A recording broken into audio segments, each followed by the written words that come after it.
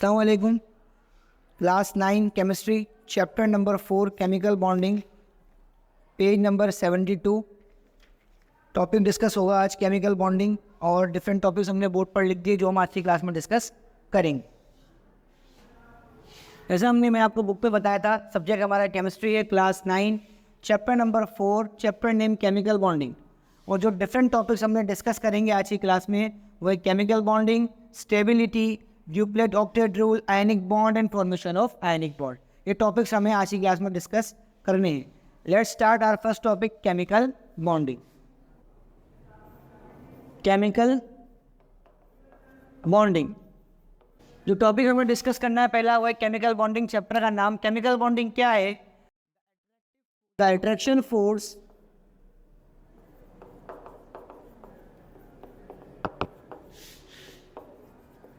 between atoms or molecules is called chemical bonding।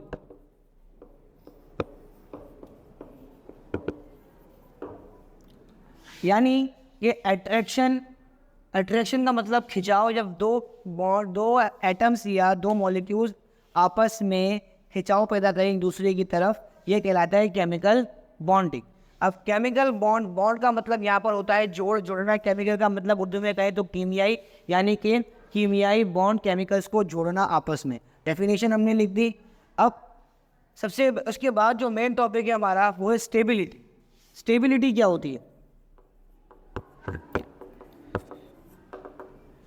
Stability को अगर आसान लफ्ज़ों में बयान किया जाए तो ये किसी भी एटम की वो सलाहियत है कि अब इसको इलेक्ट्रॉन को एक्सेप्ट या डोनेट करने की ज़रूरत नहीं। केमिकल लैंग्वेज में स्टेबिलिटी कहते हैं उस एलिमेंट को जिसके अंदर उसके रिक्वायर्ड इलेक्ट्रॉन्स फिल हो उसके शेल्स के अंदर। लेट्स सपोज कि मेरे पास अगर एक एलिमेंट है हाइड्रोजन है तो इसमें एक एटम आएगा, ये हाइड्रोजन मॉलिक्यूल है। लेकिन वहीं पर अगर H2 आता है, H2 गैस आता है, तो ये है स्टेबल। वजह क्या है? वजह ये है कि हाइड्रोजन सिंगल इलेक्ट्रॉन है, इसमें शेल में कम से कम जगह 2 इलेक्ट्रॉन्स की होती है। अब ये जब तक अपनी ये कंप्लीट शेल को फिल नहीं करेगा स्टेबल काउंट नहीं होगा। यानी कि जब किसी एटम के शेल में इलेक्ट्रॉन को डोनेट या एक्सेप्ट करने की सलाहियत मौजूद है, किसी भी एटम के अंदर इलेक्ट्रॉन को डोनेट करने की सलाहियत, यानी इलेक्ट्रॉन के पास जो एटम है वो उसके शेल की रिक्वायरमेंट से ज़्यादा है या उसकी शेल की रिक्वायरमेंट से कम है, तो ऐसी सूरत में एटम जो भी होता है वो अपने अकॉर्डिंग टू कंडीशन अपने इलेक्ट्रॉन को डोनेट या एक्सेप्ट करता है। इसे हम कहते हैं केमिकल बॉन्डिंग का रीज़न।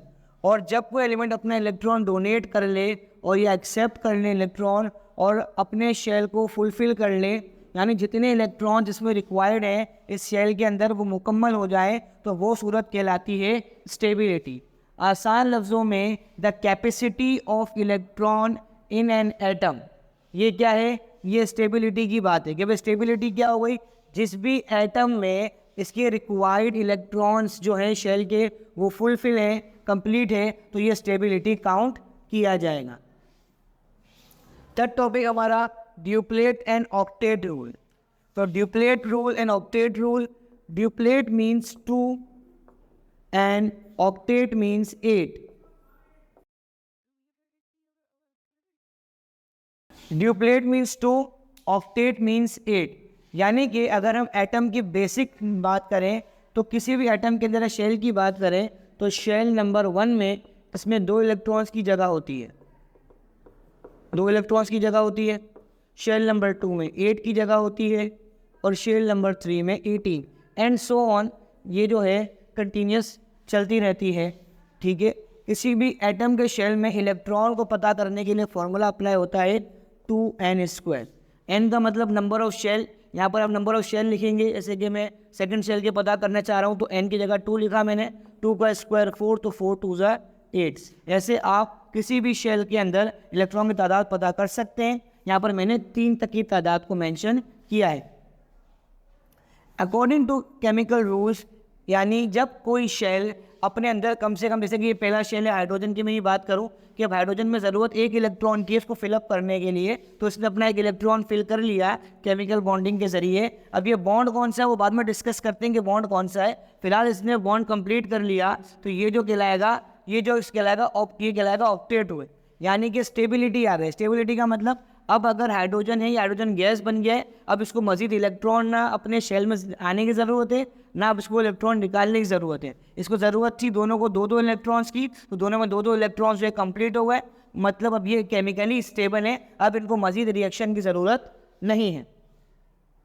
तो यही कॉन्सेप्ट डुप्लेट रूल जो है, ये कॉन्सेप्ट गिव देता है हमें कि जब किसी भी एटम के शेल के अंदर, शेल 1 है बेसिकली, इसमें 2 इलेक्ट्रॉन्स फुलफिल हो, 2 इलेक्ट्रॉन्स हो, कम से कम 2 इलेक्ट्रॉन्स हो, तो वो कहलाता है केमिकली स्टेबल, क्योंकि 2 पर पेयर बन जाता है।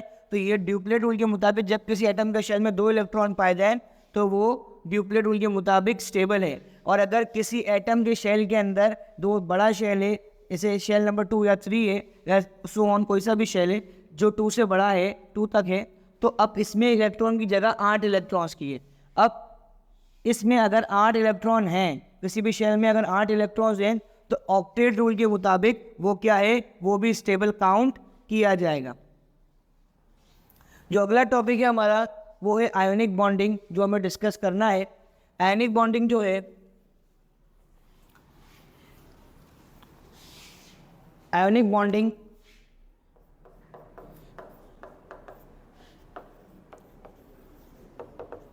या आयोनिक बॉन्ड्स, कुछ भी, द बॉन्ड्स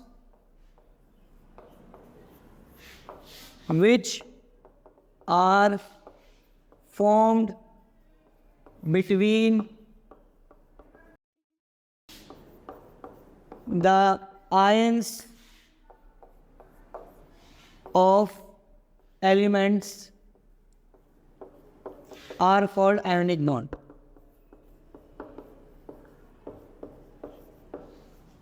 ये बहुत सिंपल डेफिनेशन मैंने बयान कर दी कि वो बॉन्ड जो आयंस की वजह से बनते हैं वो आयनिक बॉन्ड कहते हैं, वरना ऐसे भी हो सकता है the attraction force between the ions of an element is called ionic bond. मुख्तलिफ जगह पर मुख्तलिफ डेफिनेशन आपको मिल जाएंगे। बेसिक टॉपिक जो हमारा वो ये है कि एटम से आयन कब बनता है। आयनिक बॉन्ड जब समझ आ रहे तो हमें पता हो कि आयन क्या है। पहले हम आयन को डिस्क्राइब करते हैं। कोई भी एटम आयन कब बनता है, 2 पॉसिबिलिटीज़ हैं इसकी। नंबर 1, या तो वो इलेक्ट्रॉन को डोनेट कर दे। नंबर 2, या तो वो इलेक्ट्रॉन को एक्सेप्ट कर ले।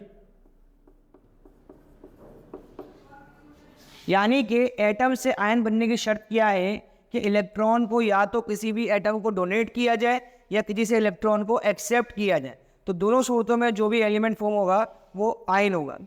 अब नेचर डिफरेंट हो जाएगा इनका। जैसे कि अगर प्लस चार्ज है तो वो कहलाएंगे प्लस चार्ज वाले, यानी जो हमारा नंबर 1 पर है इलेक्ट्रॉन डोनर, ये प्लस चार्ज पे काउंट होंगे और इन्हें हम कैटाइन कहेंगे। और इलेक्ट्रॉन एक्सेप्टर जो है हमारे, ये माइनस चार्ज लेंगे, माइनस चार्ज कैरी करेंगे और इन्हें हम एनाइन कहेंगे। यानी कि किसी भी रिएक्शन के अंदर वो एलिमेंट्स जो इलेक्ट्रॉन को डोनेट करते हैं दे आर कॉल्ड कैटाइंस, और जो इलेक्ट्रॉन एक्सेप्ट करते हैं दे आर कॉल्ड एनाइंस। अब बुक में जो सिंपल एग्जांपल दी है और 9 मैट्रिक के कोड में जो मोस्ट इंपॉर्टेंट और मोस्ट कॉमन एग्जांपल है इसकी, वो है formation of ionic bond by sodium and chlorine. अब हम इस टॉपिक को डिस्कस, अब ये हो गया हमारे पास, ये पता चल गया हमें कि एटम से आयन कब बनता है, या इलेक्ट्रॉन डोनेट हो या इलेक्ट्रॉन एक्सेप्ट हो। आयनिक बॉन्ड की डेफिनेशन मैंने बता दी कि वो एलिमेंट्स, वो बॉन्ड जो आयंस के दरमियान बनता है वो कहलाता है आयनिक बॉन्ड। अब हम जो टॉपिक डिस्कस करेंगे वो आयनिक बॉन्ड को समझने के लिए मोस्ट कॉमन और मोस्ट सिंपल है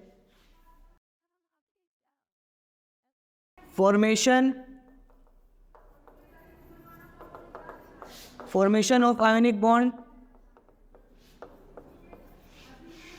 between sodium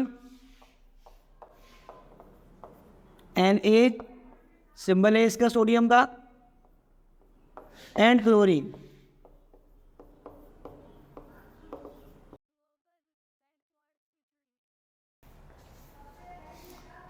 सबसे पहले बात करते हैं इलेक्ट्रॉन्स की। सोडियम में इलेक्ट्रॉन्स होते हैं 11। तो अगर मैं इसकी शेल बनाऊं तो पहले शेल में कितने इलेक्ट्रॉन्स बताए थे मैंने? 2 इलेक्ट्रॉन्स, दूसरे में 8, तीसरे शेल में जगह कितने की है? कैपेसिटी 18 की है, लेकिन हमारे पास कितने रखेंगे? 1। क्यों? सोडियम के अंदर इलेक्ट्रॉन्स थे 11। अगर मैं कोई शेल वाइज डिस्ट्रीब्यूट करूं तो फर्स्ट शेल 2 इलेक्ट्रॉन अपने अंदर रख सकता है, सेकंड शेल 8 और थर्ड शेल में 18 की जगह है, लेकिन क्लोरीन के सोडियम के मुताबिक हमारे पास सिर्फ 1 इलेक्ट्रॉन बचेगा। अब ये जो कंडीशन है ये है इनस्टेबिलिटी, यानी कि अब इसमें 2 रास्ते हैं। या तो हम क्या करें, इसमें सारे इलेक्ट्रॉन ले आए, 18 इलेक्ट्रॉन ले आए या 8 इलेक्ट्रॉन ले आए तो स्टेबल हो जाएगा सोडियम एटम, या फिर हम इसमें से इलेक्ट्रॉन को डोनेट कर दें। तो याद रखें हमेशा हम सिंपल कॉन्सेप्ट को फॉलो करते हैं। जो सोडियम एटम के पास आखिरी शेल में 1 इलेक्ट्रॉन है तो ये क्या करेगा? अपना इलेक्ट्रॉन डोनेट करेगा। अभी अपना इलेक्ट्रॉन डोनेट कर देगा तो क्या हो जाएगा? जब अपना इलेक्ट्रॉन डोनेट कर देगा तो ये आ जाएगा 10 इलेक्ट्रॉन पर, और 10 इलेक्ट्रॉन का मतलब पहले शेल में 2, तो पहला शेल भी स्टेबल हो गया। दूसरे शेल में 8 इलेक्ट्रॉन, तो दूसरा शेल भी स्टेबल हो गया, यानी कि फिर सोडियम जो है वो केमिकली स्टेबल हो जाएगा। अब अगर हम कहें कि भाई सोडियम जो है वो 1 इलेक्ट्रॉन डोनेट करेगा, ये इसकी वैलेंसी है। वैलेंसी का मतलब कैपेसिटी ऑफ डोनेशन और एक्सेप्शन ऑफ इलेक्ट्रॉन। इलेक्ट्रॉन को डोनेट या एक्सेप्ट करने की सलाहियत जो है वो वैलेंसी कहलाती है। अब Na+1 का मतलब 1 इलेक्ट्रॉन रिमूव हो जाएगा। अब ये जो है सोडियम एटम से क्या बन गया? सोडियम एटम से अब ये सोडियम आयन बनने वाला है। सोडियम आयन ये भाई 1 इलेक्ट्रॉन, 2 इलेक्ट्रॉन पहले शेल के, 8 इलेक्ट्रॉन दूसरे शेल के। सही। अब कंडीशन में क्या फ़र्क है? सर एक शेल का फ़र्क है। शेल का फ़र्क क्यों आया? कि इसने अपना इलेक्ट्रॉन डोनेट कर दिया। अब डोनेट किसको किया है? तो बॉन्ड किसके दरमियान बना रहे हैं? सोडियम और क्लोरीन। तो क्लोरीन के से अपना बॉन्ड शेयर करेगा। अगर हम क्लोरीन की बात करें तो क्लोरीन में जो है वो नंबर ऑफ इलेक्ट्रॉन्स जो हैं वो 17 होते हैं। क्लोरीन का शेल बनाते हैं, पहले शेल में 2 इलेक्ट्रॉन, दूसरे शेल में 8 और तीसरे शेल में हमें 17 पूरे करने तो 7 इलेक्ट्रॉन रखने पड़ेंगे।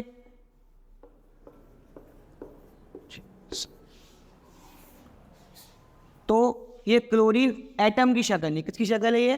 क्लोरीन एटम के जो इलेक्ट्रॉन्स हैं वो उसके शेल में ऐसे डिस्ट्रीब्यूट हुए होते हैं। अब सोडियम एटम में भी इलेक्ट्रॉन्स ज़्यादा थे तो उसने इलेक्ट्रॉन रिमूव किया। अब क्लोरीन एटम का जो थर्ड शेल है इसमें क्या है? 7 इलेक्ट्रॉन मौजूद है। कैपेसिटी इसमें 18 इलेक्ट्रॉन की है, लेकिन ऑक्टेट रूल के मुताबिक अगर 8 इलेक्ट्रॉन्स भी होंगे तो ये स्टेबल काउंट हो जाएगा। यानी कि क्लोरीन को अपने आप को स्टेबल करने के लिए सिर्फ 1 इलेक्ट्रॉन की ज़रूरत है। तो जो 1 इलेक्ट्रॉन सोडियम ने छोड़ दिया, डोनेट कर दिया, तो वो क्लोरीन ने क्या करना है? एक्सेप्ट करना है। तो क्लोरीन की जो बनेगी एटम की स्ट्रक्चर,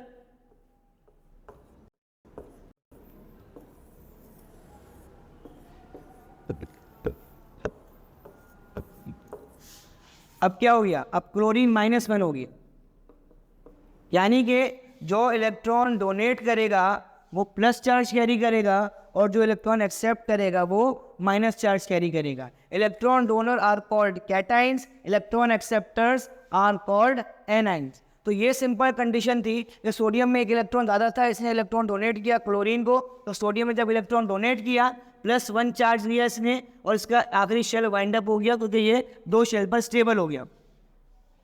वही जो इलेक्ट्रॉन सोडियम में डोनेट किया तो वो क्लोरीन ने क्या कर लिया? एक्सेप्ट कर लिया। वो क्लोरीन एक्सेप्ट करने के बाद क्लोरीन भी क्या हो गया? केमिकली स्टेबल हो गया।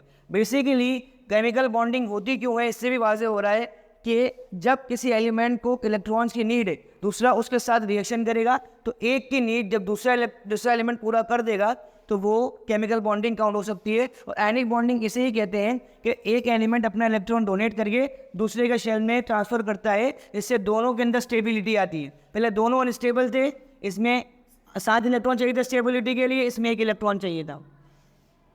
हमने क्या किया? सोडियम ने क्या किया? रिएक्शन किया और 1 इलेक्ट्रॉन डोनेट कर दिया क्लोरीन को, तो सोडियम भी स्टेबल हो गया, क्लोरीन भी स्टेबल हो गया। अब ये रिएक्शन नहीं करेंगे, तो इसे कहते हैं स्टेबिलिटी।